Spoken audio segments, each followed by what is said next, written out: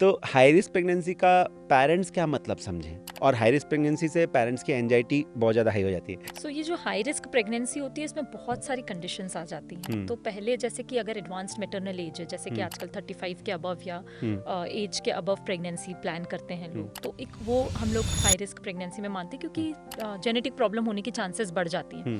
उसके अलावा कुछ कुछ मेडिकल कंडीशंस आ जाती हैं, जैसे कि हाइपरटेंशन हो गया, डायबिटीज़ हो गई, ऐसा कुछ हो गया तो वो हाई रिस्क प्रेगनेंसी में आ जाता है। उसके अलावा कभी बच्चे की ग्रोथ प्रॉपरली नहीं हो रही है तो that is also considered as high risk pregnancy. आपका प्लेसेंटा की पोजीशन ठीक नहीं है। So basically high risk pregnancy में ऐसा होता है कि हमको मॉनिटरिंग एक रूटीन प्रेगनेंसी से ज़्यादा करनी पड़ती है।